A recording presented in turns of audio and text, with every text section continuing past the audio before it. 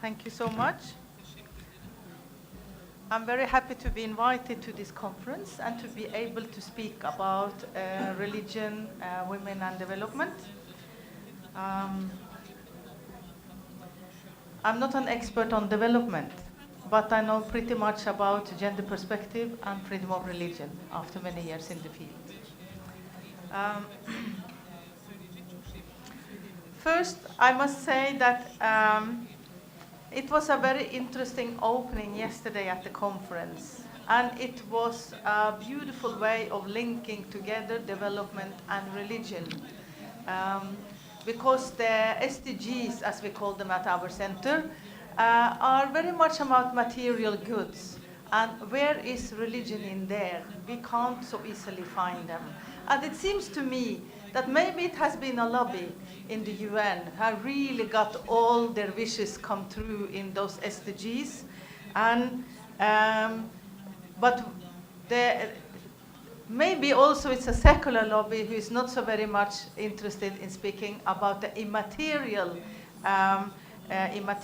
part of a human being and its importance for development. And that was very nicely presented yesterday.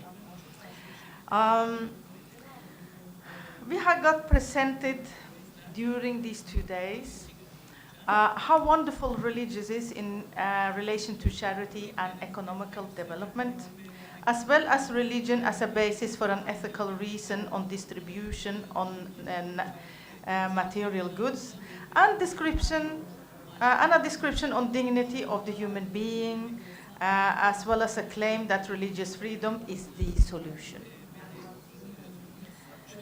What we have not got presented is a clearer definition, a discussion of the content of religious freedom. What is religious freedom? What is religion? And what is freedom? And last but not least, we have, as a Norwegian, you know, I am well trained in also underlining the right of the non-believers. Where are the non-believers in this? Do they not have ethical reasoning? Do they not have a conscience? Do they not have a sense of justice? If we are believers, we think that is laid as a principle in the very quality of being human being. So why don't we mention them? It can easily become very narrow.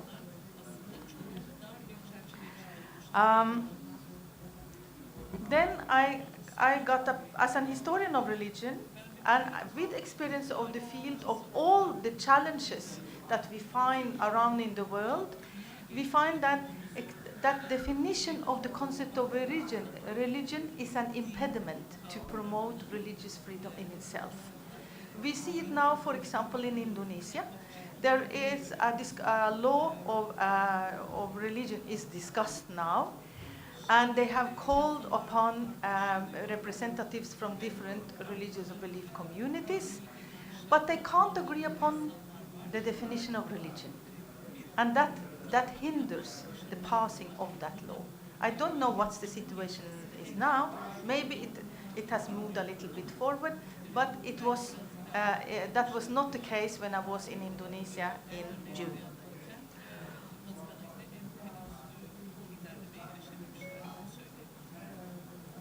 Another problem when you are going to speak about religion is that we speak about religion as it is one thing. Each preacher is speaking about Christianity or about Islam or about Buddhism or about any other religion. But we are not taking into consideration all the variation within the religious traditions. There are so many different interpretations, so many different traditions. And as we go into Christianity, we have the old religion, we have the newer religious group, and all is about interpretation of sources and social construction of the tradition through history. It's the same thing in Islam. So when we speak about Islam as a monolithic entity, actually I would make a very strong claim that we are hindering development. We are hindering freedom of religion. And we are like putting a mantle over and trying to hide the real challenges and how they are perceived for the individual. And I will give one example that is new, that is not from Islam, but that is from the US. And it really points to what it's all about. It is the right of the individual to have a conviction or a belief according to his or her own choice. And I will mention the court case of the Hobby Lobby case last year, or the year before. What was it about? It was about the owners of a not so big company who did not want to pay a contribution to the Obamacare because it included also the right to free contraceptives for the employees. And let me put in the situation, because I don't know the case and I don't know the arguments that was on from from the perspective of the women's side, of the female employees in that company. If I am convinced out of my religious belief that I can use contraceptives, and the owner of the company is convinced that he will not pay to the insurance tax, because he is convinced that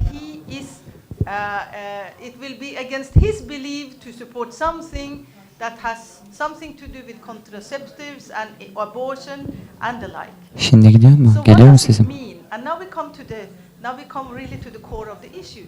It is about my conviction against your conviction, and then we have to ask, so where does my right stop and your right begin? I don't think that we are aware of when we are not humble enough when we are speaking about religious freedom. It's so easy to just throw words around, but when we come to our inner beliefs, how are we going to deal with it? And that is the challenge within each tradition. And this brings us now to the gender issue, because that is what it's about.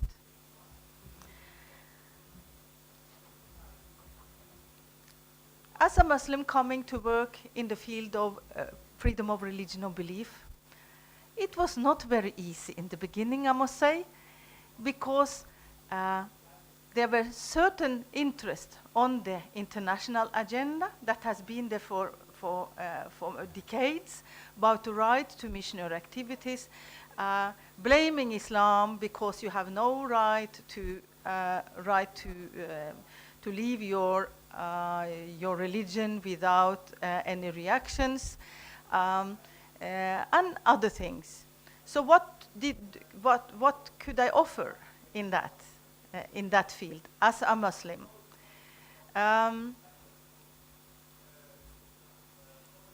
It was by, and this is one of the projects, I'm working on Christian Orthodox tradition, I'm working on Buddhism in China, several other, but this is just to put, this is my baby, so I will present my baby. Are there, because it goes also to non-discrimination, how are we going to promote freedom of religion and non-discrimination together? They cannot be divided, because if we are not very determined on the principle of non-discrimination, we will not be able to promote real religious freedom. It has to be for all, or it has to be for nobody, but it has to be for all. That is the only solution. So, based upon that, we started in the Oslo coalition to say we have to do something about the gender perspective of the Islamic tradition, and we asked, are there Islamic arguments for equality before the law? That was the main question. And we set up 3 workshops, and we brought together women's activists, academics, religious leaders, different or women from different academics field, men and women. And we asked that question, and we said, if there are arguments for equality before the law, does it exist a methodology to promote that idea of equality? And the answer after 3 workshops, it was, yes, there is, and there is a methodology. And the result we present, you can find a book that I want to promote here and now, Gender and Equality in Muslim Family Law, Justice and Ethics in the Islamic Legal Tradition. So that is the publication. And this copy is for a gift for the host institution, the Waqf University. So it will be for your library. Based upon that, to make it accessible for a broader audience who have not time to read an academic books with all the arguments, we made a report with gist of all the argument, justice through equality, building religious knowledge for reform of Muslim family law. And this is the origin, and there are sources for both understandings of justice in the Islamic tradition. We also consider Sharia to be a social construction, and it has led to inequality. Women's lesser share in inheritance, men's right to polygamy, men's right to unilateral divorce by repudiation, husband's right to physically punish wife, restriction on wife's freedom of movements, women considered unfit for position of authority, and women unable to transmit nationality to children. And this is also an impediment to economical development. That is why I mention all this now. And you read this, and hopefully you can see something on the variety of within the Islamic tradition. I want just to give one more example, that is child marriage. And I will give me 2 minutes because this is important.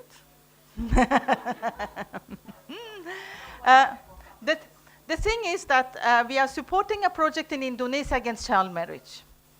And the result is a book. You can't read it, I just brought it so you can see it. These have been a study group of Islamic religious scholars really analyzing Arabic sources on child marriage and deconstructing the arguments and constructing an Islamic arguments against child marriage. And they are now making a roadshow. It has been published with relevant minister in Indonesia, and I will be eager to hear the result after some while, how this proceeds. And what are the challenges you see within the Muslim tradition these days? Because we speak about globalization, we speak about threatening against religious authority, and the Indonesian scholars are complaining, the local Indonesian scholars are complaining because of the transnational nature of education of religious scholars these days. And people are sent and getting scholarship, going to Yemen, to Saudi Arabia, get their training, and coming back with arguments that doesn't go with the local context. And they are considered, because they know Arabic, they have been to the heartland of Islam, then they are considering higher in the religious hierarchy. So local scholars are losing their grip. And as well, there is the internetization of religious, the distribution of Islamic knowledge. I think this also goes for other traditions. I have mentioned only 2 examples. And then I will finish with, or end this talk with one line. That is based upon my interview with Tarek Obru, who is an imam and a very profile in French Islam. He said that change will never come from the religious leaders. change does come from the academic people. But if the academic people and the religious leaders are not speaking together, there will be no change. So we cannot stuck ourselves and hide our heads in the sand and just speak how wonderful is the religious tradition, because it's not. The social practice of the religious tradition is not so nice many places. We have high ideals, but the social reality is not as such. How can we come together? How can we speak about? The religious leaders need academia, and the academics, they need the religious leaders if they want that reform or improvement will take place.